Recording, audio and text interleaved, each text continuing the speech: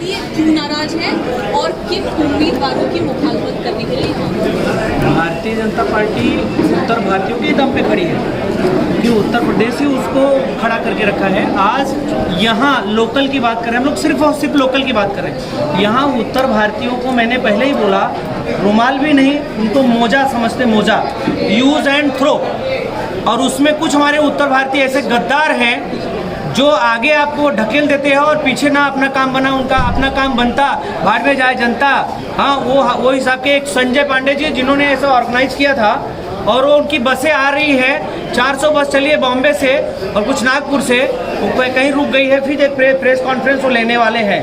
वो आदमी ने ये प्रेस कॉन्फ्रेंस करना तो हमको था ही, क्योंकि मैं उत्तर भारतीयों के लिए लड़ता हूँ, और उत्तर भारतीय नहीं पूरे समाज के लिए, महाराष्ट्र के लिए, गुजरात के लिए, पूरे भारत के लिए करप्शन के खिलाफ लड़ता हूँ। आज मुझे लगा कि उत्तर भारतीयों का एक दो जन है जो बोल रहे हैं कि पांडे जी गद्दार हैं।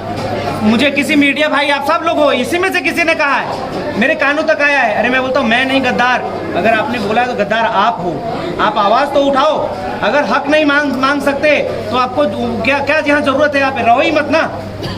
आज किसी बहन को अगर तकलीफ है तो सबसे पहले उत्तर भारतीय है, उत्तर भारतीय के पास जाएगा, उसका हेल्प करेगा। महाराष्ट्रियन है तो महाराष्ट्रियन के पास जाएगा, उसका हेल्प। गुजराती भाई है तो गुजराती भाई, हेल्प सभी करेंगे, लेकिन वक्त अपने समाज के लिए अपना आदमी ज़्यादा देगा, इसलिए लड़ना है। तो उत्तर भारतीय समाज के साथ के भारतीय जनता पार्टी या फिर भारतीय जनता पार्टी के कौन है? मैं क्या बोलता, आप जो पूछना चाह रहे हैं मैं बता रहा हूँ। आप ये पूछना चाह रहे हो कि इनके साथ नाइंसाफी क्यों हो रही है ना, मैं बोलता हूँ मेरा सवाल अलग है। वही वोटिंग कम ज़्यादा के लिए। इसके पहले जब विधानसभा था तो यही नेता हमारे क्यों नहीं ले लिए, उन लोगों को लेके लड़ लिए होते और पता चल जाता कि जो चुन के आ रहे हैं कि नहीं आ रहे हैं। चुन के आने के बाद जब चुनाव विधानसभा का था तो हर एक उत्तर भारतीय या फिर जितने भी हमारे कार्यकर्ता हैं पूरे वसई विरार के, उस सब में वो अर्जुन और कर्ण दिखाई दे रहा था, इतने धनुर्धर थे। और जैसे ही ये सब चुन के आए और उनकी बारी आई तो सब निर्बल हो गए। ये किसने निर्बल किया? राजन जी ने किया। प्रभारी कौन है? पार्टी के वरिष्ठों से आपकी अभी क्या मांग है? हमारी मांग है जो उचित है समाज के लिए उसको रखा जाए। जहां उत्तर भारतीय जिस प्रभाग में ज़्यादा है, देखो मैक्सिमम महाराष्ट्रियन भाई हैं हर प्रभाग में, मैक्सिमम किसी में कम होंगे, लेकिन जिसमें फर्स्ट पे वो है, सेकंड में उत्तर भारतीय है, तो वहाँ 4 जन है, तो 4 जन में 2 उत्तर भारतीय रखो, 2 महाराष्ट्रीय रखो, और 29 प्रभाग बनाया आपने, तो 28 प्रभाग में तो उनको कम से कम रखो। लेकिन पांडे जी एक सवाल पैदा होता है, आप राजन नाईक से के साथ सारथी बन के खड़े थे। मैं सारथी बन के नहीं खड़ा था, मेरी मजबूरी। मैंने पहले बोला वो लोग हमारा मर्डर करने वाले थे। कौन मर्डर करने वाला था? ज्ञान मूर्ति शर्मा और राजन नाईक। क्यों? अरे 2 बार मेरे पास हमला हो चुका है। मेरे पास, मैं आपको बोला विटनेस ना, मैं आपको, मेरे पास पीडीएफ है, भेज दूंगा आप सबको। मैं पीडीएफ है मेरे पास, भेज दूंगा, पढ़ते रहना, कुछ नहीं समझ में आएगा उसके बारे में बताएं। अब आप बोल रहे हो क्यों? आज मेरे पास देखो कोर्ट का बोलते, अभी इन्होंने 41 बिल्डिंग तोड़वाया, रोए थे वहाँ, नहीं टूटने दूंगा। उसमें कौन रहता था? उत्तर भारतीय महाराष्ट्र रहते थे, टूट गया ना। मैं कोर्ट का अवमानना नहीं करता। अरे कोर्ट ने ही मुझे भी ऑर्डर दिया है ना, 24/7 सिक्योरिटी कहाँ है देख लो आप, कैमरा घुमाओ चारों तरफ। सर 1 साल पहले भी आपने क्यों नहीं बताया? 1 साल पहले क्यों? अभी 1 साल पहले मैं मेरे परिवार के लिए जीता था, आज समाज के लिए जीता हूँ, इसलिए बताया। मतलब मंगल पांडे एक एज में मरे थे, बच्चा पैदा हुआ तभी वो रहे, अंग्रेज गुलाम थे, तभी अंग्रेज के गुलाम हम थे। उन्होंने तब जाके नहीं युद्ध किया था, उनको लगा भी युद्ध की जरूरत है, तब उन्होंने किया। अभी आपकी कितने कैंडिडेट की मांग है कि अगर उत्तर भारतीयों को कितने कैंडिडेट मिलने चाहिए? 25 कम से कम 25। नहीं, एक सवाल और पैदा होता है कि 41 बिल्डिंग में जो 2500 परिवार बेघर हुए थे, घर तो मिला नहीं अभी तक, आपके विधायक जी रोए थे, आप उनके साथ थे, ऐसे तो वहाँ मैं नहीं था। अच्छा, वहाँ मैं नहीं था, ठीक है, मैं जाता नहीं थे। इस मुद्दा अब सवाल बाकी है। ऐसे तो 10,000 से ज्यादा बिल्डिंग है, और वो भी किसी और के जमीन पे अनाधिकृत बिल्डिंग है बने हुए, तो उसमें तो 99% उत्तर तभी हमारे विधायक जी उसको गिरवाएंगे, फिर नया उसमें बनवाएंगे, लोगों को देंगे। सहानुभूति दे रहे हैं, आपको मिलेगा, कहीं मिलेगा, हो सकता है वो कर्जत ले जाए, हो सकता है अभी दानू ले जाए, बनेगा बिल्डिंग देंगे। अच्छा, वो तो 100% देते हैं। अगर राजन जी की सिक्योरिटी हटा ली जाए, कार्यकर्ता उनके साथ नहीं जाए, तो कोई सोसाइटी उनको अंदर नहीं लेगा, क्योंकि जिस सोसाइटी में वो जाते हैं, अगर किसी ने कुछ बोला कि मुझे इस चीज़ की ज़रूरत है, नल कनेक्शन कितना 8, चल 10 दिया 100%। ये इधर आ रहे विकास देशपांडे लिख 100। अभी कई बार मैं इसलिए कम जाता हूँ क्योंकि मुझे झूठ से बिल्कुल सख्त नफरत है। एक आप लोगों में एक ही बार झूठ कितना, मैं एक झूठ बोलने के लिए 100 बार सोचता हूँ। राजन नाइक एक बार में 100 झूठ बोलते हैं, आप समझे। अभी यही अग्रवाल नगरी है, उसमें जिम दिए थे, 2 दिन में देता हूँ और लगभग वो साल भर होने आया जिम। अब उसमें अगर आप वोट मांगने जाओगे, कैसे मांगने जाओगे? तो यहाँ भारतीय जनता पार्टी का बंटाधार कोई करेगा ना तो राजन जी ही करेंगे। अच्छा, कहीं ऐसा तो नहीं कि ये जो आप अभी समाज का अचानक से आपको समाज के लिए जाग आई है, कहीं ऐसा तो नहीं कि आपका स्वार्थ नहीं सधा तो आपको समाज की याद आ गई? मैडम मैं एडवोकेट हूँ, मुझे मत फंसाओ। मैं 3 बच्चे वाला हूँ, मुझे तो सर, सिर्फ मैंने देखना। सवाल अरे किया। सुनो पांडे आप, जी, नहीं मैंने नहीं सवाल किया। नहीं नहीं नहीं, समाज के लिए क्यों लड़ रहे हो? सुनो, मैं 3 बच्चे वाला हूँ, उनके सब औलाद को भी मालूम है, बेटे को, दादा को भी मालूम है कि 3 बच्चे वाला नहीं लड़ता है। आगे पूछिए आप सवाल। सर आपने वही मैं बोल रहा हूँ ना, वही सर कुछ दिन पहले आप फूलपाड़े में ओपनिंग करने खुद गए थे, अपने हाथ से आपने ओपनिंग की थी। उस वक्त आपने वादा किया था, किस दम पे आपने वादा किया था कि रास्ते सब तंदुरुस्त कराऊंगा और सही कराऊंगा? किस आधार पे आपने वादा किया था पब्लिक से? ऐसा है, हर डेडिकेटेड जो कार्यकर्ता है ना, वो जो विधायक बोलता है ना उसके हिसाब से बोलते हैं, क्योंकि विधायक के पास घूमते कब बनेगा, बस 10 दिन में बन जाएगा। और ये बात सही है, अगर विधायक चाह जाए तो 10 दिन में नगर ये नया रोड ही नया बन जाए, रोड नया बन जाए। गड्ढे तो छोड़ो, गड्ढे तो अभी भी नहीं भरे हैं, बहुत सारे गड्ढे नहीं भरे, मुझे लगता है वो 5 साल तक नहीं भरेंगे। घर में ठेकेदार, क्योंकि कैसा है, विधायक के घर में ठेकेदार। नहीं, एक ठेकेदार की कहानी बताता हूँ। बारिश में मैं आ रहा था और एक ठेकेदार ने अग्रवाल में काम कर रहा था। अब मुझे मालूम नहीं भाई साहब कौन होंगे, तो मैंने गाड़ी रुकाया। अब वो 4 लेन को 3 लेन कर रहा था। 4 लेन 3 लेन मतलब समझ रहे कि आधा उस तरफ का है, मतलब 1.5 लेन उधर, 1.5 लेन डिवाइडर के इधर। तो मैंने उसको बुलाया, बोला भाई किसका कॉन्ट्रैक्ट है? बोलता है कि फला फला आदमी का है, चेतन देशमुख का है। बोला अच्छा, फ़ोन लगा उसको, फ़ोन लगाया, बोला ये किस हिसाब से रोड बन रहा है? तो बोलता है वो वहाँ पे हमारा सुपरवाइजर है, बताएगा। बोला भाई तू बता। तो बोलता है देखो साहब वो पोल दिख रहा है ना, वो पोल के मुताबिक बना। मतलब पोल तो बीच में है, पोल भी बीच में है, कई सड़कों पे हमारे झाड़ भी बीच में है, तो इसका मतलब वहाँ रोड नहीं बनेगा क्या? जो पहले जो रोड बनाया था वो आदमी क्या राजा हरिश्चंद्र का औलाद था, अपने जेब से डाल के बना के गया था। फिर भाई साहब का फ़ोन आया, नहीं हम कर देंगे। हाँ, फिर उन्होंने थोड़ा मरम्मत किया, आगे पीछे किया। अब ये बात मेरा क्या है, मेरा इस पे रखा अपना व्हाट्सएप पे ना राजन नाइक का और मेरा फ़ोटो है, तो उसने चेक किया होगा। चेक किया तो उन लोगों को बोला, उन लोगों ने मुझे बोला। अब वो लोग नाराज। फिर उसने जो काम किया था वो मुझे डिटेल्स है ना फोटो के साथ अपना भेज दिया मेरे व्हाट्सएप पे। तो उसको क्या लगा कि पांडे जी खुश हो जाएंगे।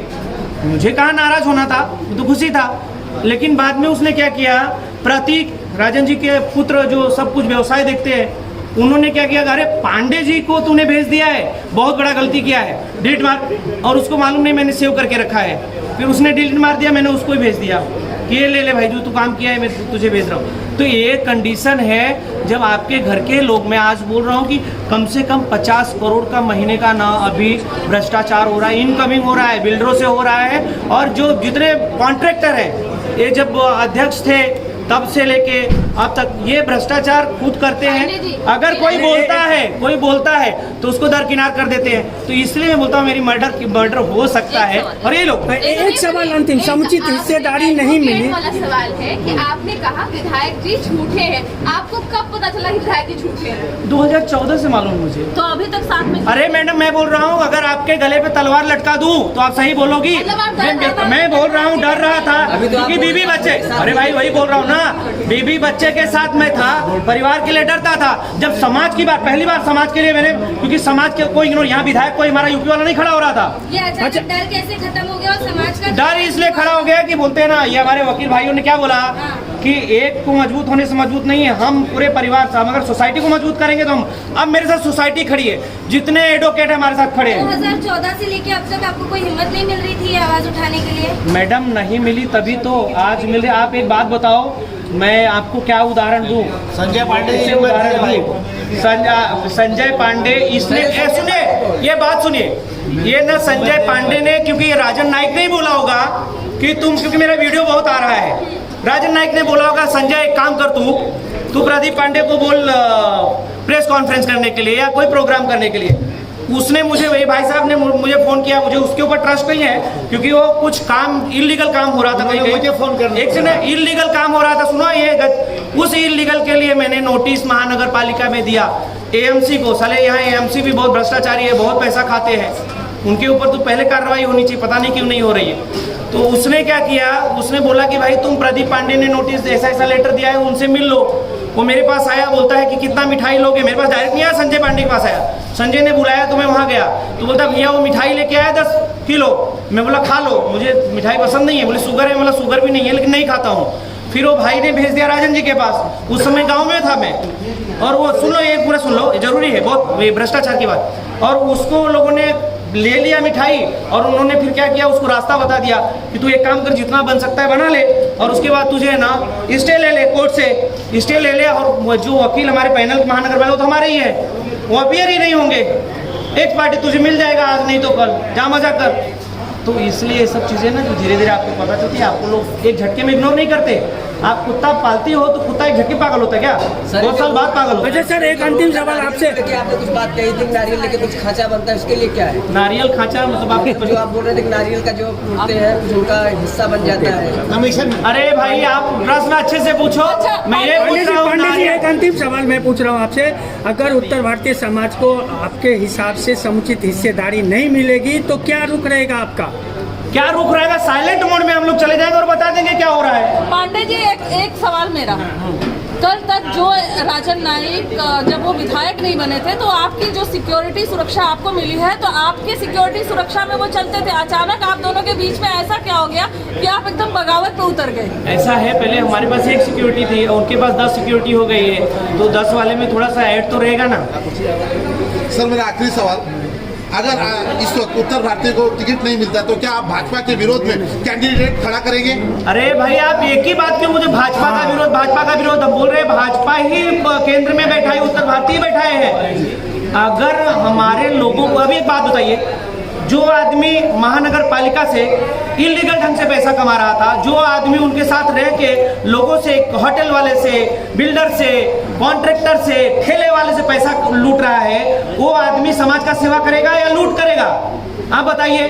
तो मेरा ये सवाल नहीं पूछा, आपने गोल गोल कर दिया। प्रश्न है, मेरा प्रश्न ये है, आप खिलाफ में जाएंगे आप कि नहीं? भारतीय जनता पार्टी नहीं, बिल्कुल नहीं, बिल्कुल नहीं। गद्दार थोड़ी है, गद्दार है क्या? प्रेस कॉन्फ्रेंस का कोई मतलब ही नहीं, अर्थ ही नहीं है प्रेस कॉन्फ्रेंस।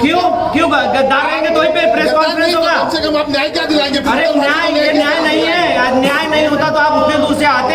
ये न्याय है ना, हमने विरोध किया, न्याय है ना। मैं कहीं भी बदलना मजबूर नहीं हूँ। करेक्ट। मैंने पहले ही कहा कि सबसे पहले तो आज ये प्रेस कॉन्फ्रेंस लेने का मोटो ये है कि मीडिया के माध्यम से ये मैसेज कि हमने विरोध किया है, पार्टी श्रेष्ठ तक जाता है। और हमारी ये इच्छा है, पार्टी जी बता रही, मेरी ये इच्छा है कि आपके माध्यम से, आप सभी मीडिया के भाई बहनों के माध्यम से ये जो हमारा विरोध है, जो मेरा विरोध है, हमारे पार्टी श्रेष्ठ तक जाए, ना कि सिर्फ महाराष्ट्र के पार्टी श्रेष्ठ तक जाए, यूपी के पार्टी श्रेष्ठ तक जाए, दिल्ली के पार्टी श्रेष्ठ तक जाए। और रही बात, पांडे जी ने बोला मैं शांत रहूंगा, मैंने जय श्री राम का नारा लगवाते हुए ये कहा कि नोटा दबाएंगे पर पीलियां नहीं फैलाएंगे।